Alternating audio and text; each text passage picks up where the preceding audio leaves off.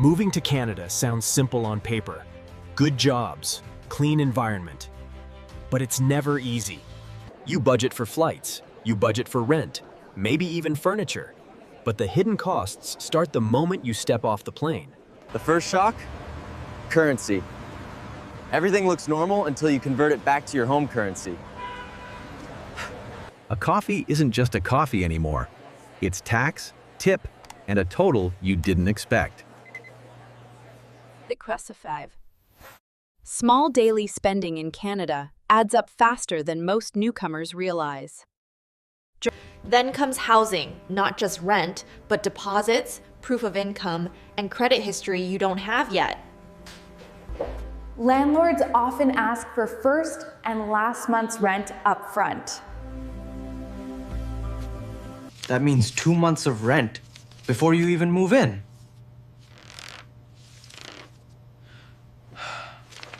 Then you realize your apartment is empty. Furniture isn't optional. Beds, kitchenware, cleaning supplies, things you never budgeted for but can't live without.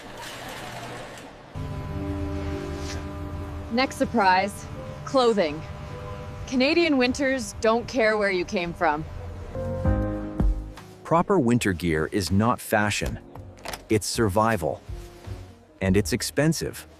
Coat, boots, gloves, layers. You can't skip these. And suddenly, another few $100s gone. Cold weather changes how you spend money. More transport, more heating, more indoor living. Groceries are the next reality check.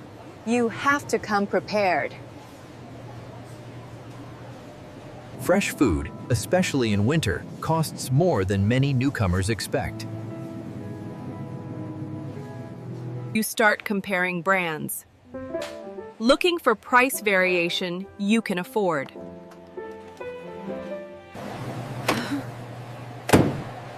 Because weekly grocery bills can quietly drain your budget. And food is not a luxury. It's a fixed cost. Phone plans in Canada?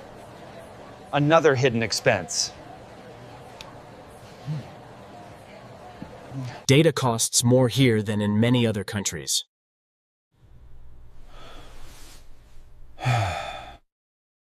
And newcomers often don't qualify for the cheapest contracts.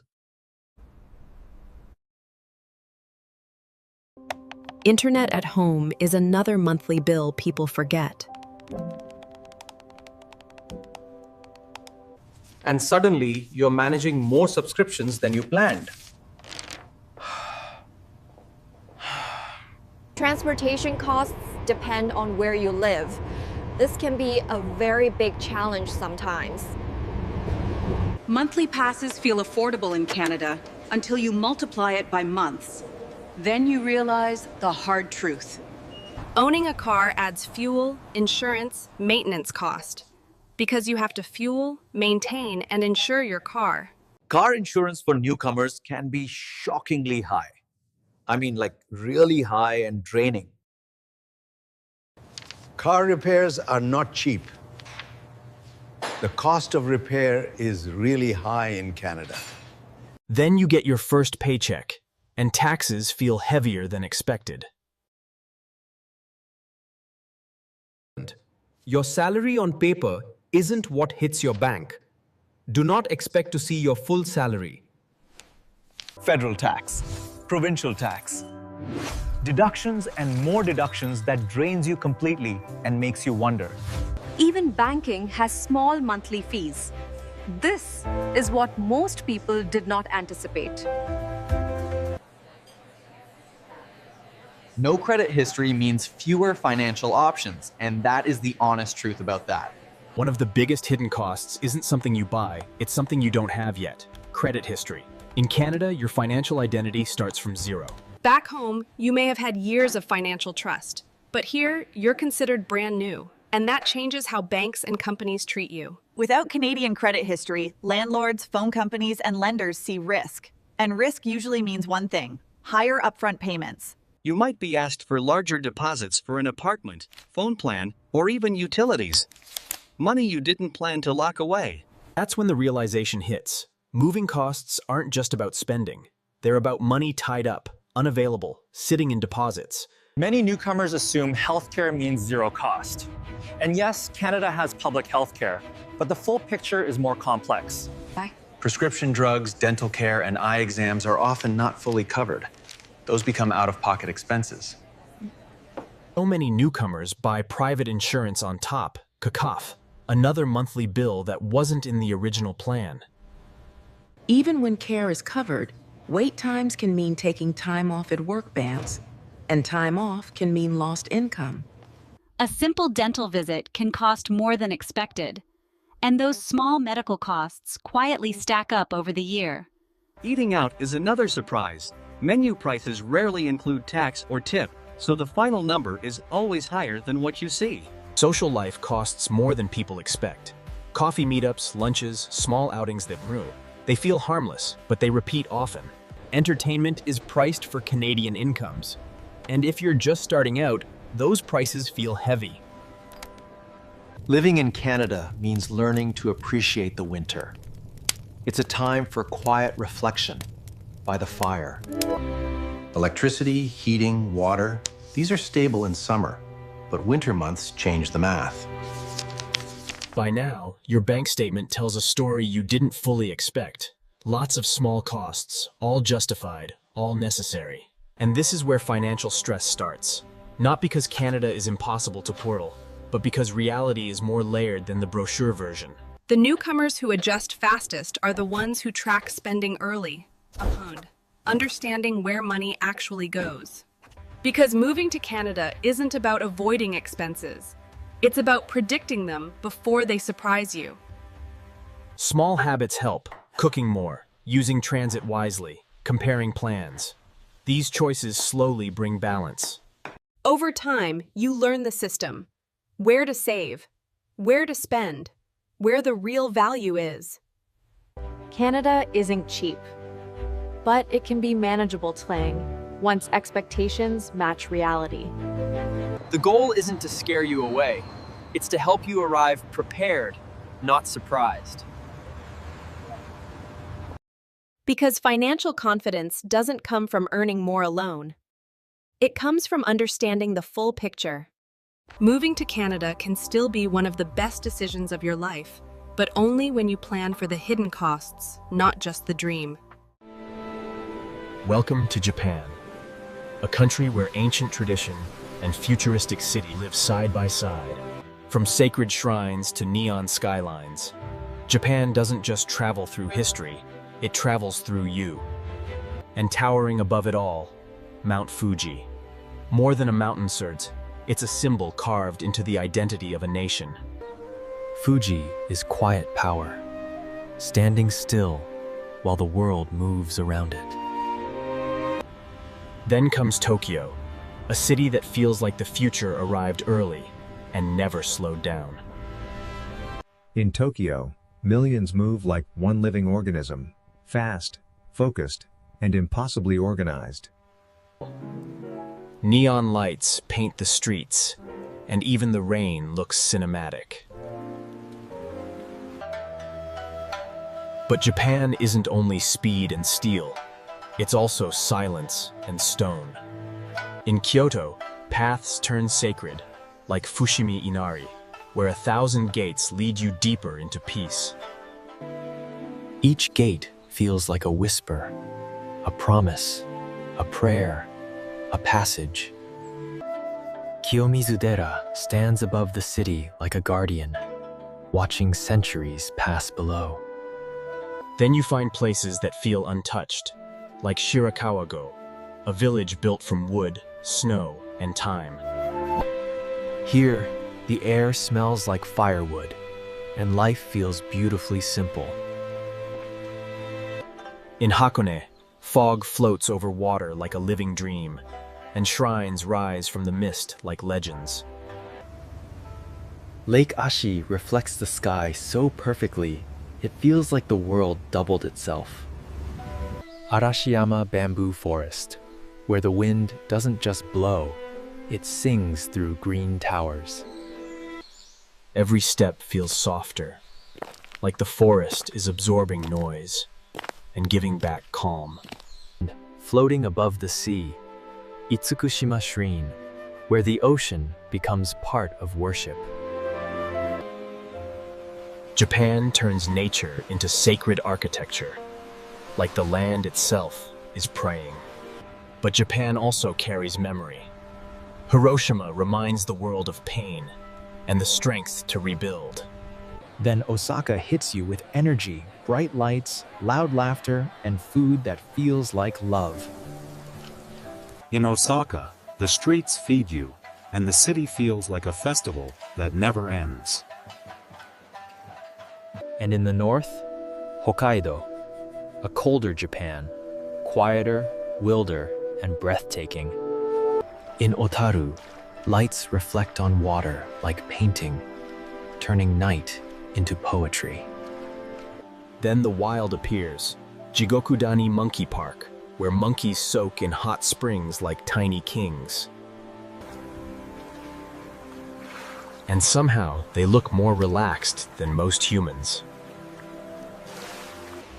Now switch worlds. Okinawa, Japan's tropical secret, where the ocean looks like glass.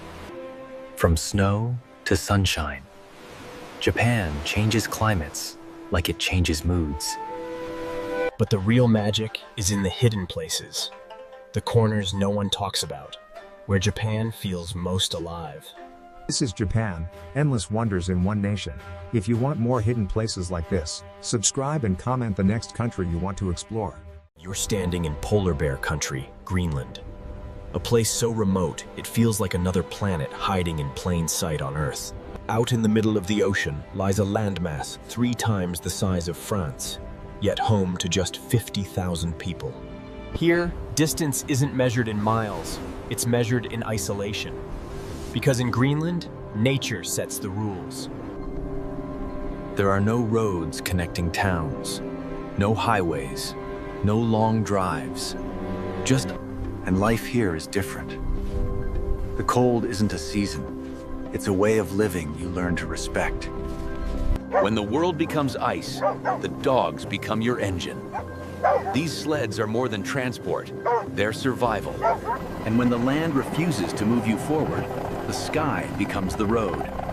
Here, helicopters replace buses. Greenland isn't quiet. The ice is alive.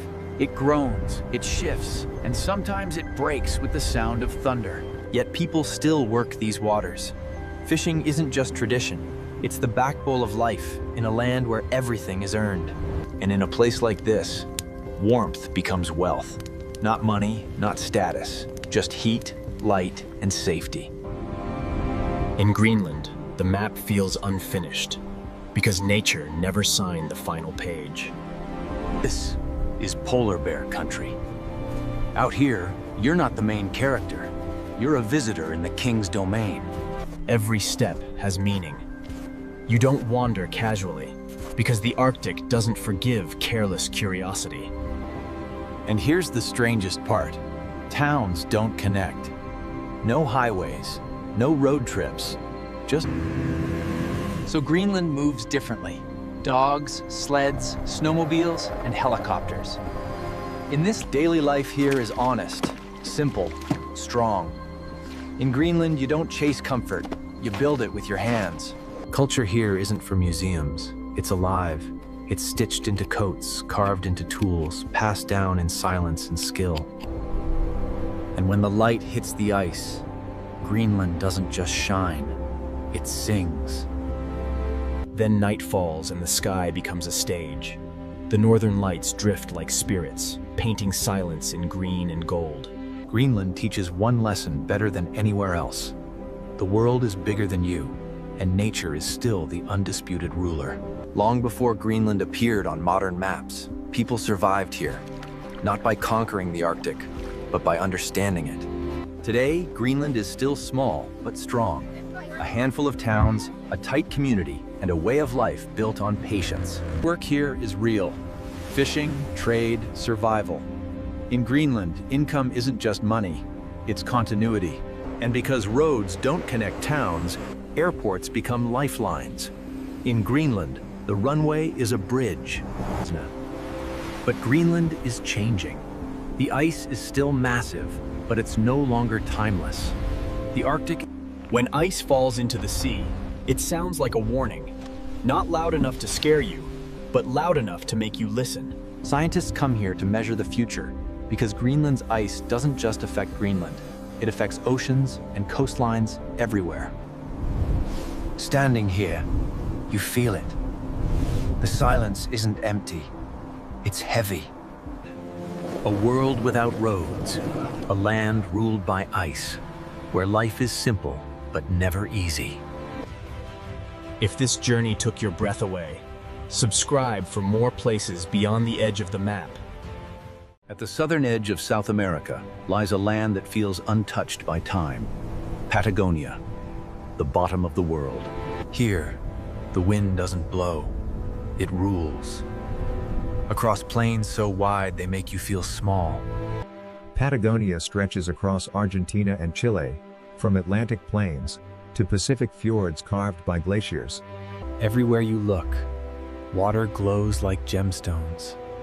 Lakes so clear, they look unreal. And the wind, it tests everything. Your balance, your players, even your confidence. Then the land rises. Stone spears pierce the sky, Torres del Paine, a cathedral built by nature. People come here for adventure, but leave with something deeper. Silence and awe. Above the cliffs, condors glide like shadows, watching, waiting, owning the air. On the plains, guanacos move in quiet groups, built for cold, built for distance. In Patagonia, the sunrise feels earned, because surviving here is a daily achievement. But the true signature of Patagonia is ice. Ancient ice, sculpting the land like a slow... This is Perito Moreno, a living glacier, not frozen in place, but always moving. Up close, the ice is not white, it's blue, a color that looks like it belongs in another world. Then comes the thunder. The glacier breaks, and the ocean answers. Boats glide between icebergs, like you're sailing through the remnants of a giant crystal kingdom.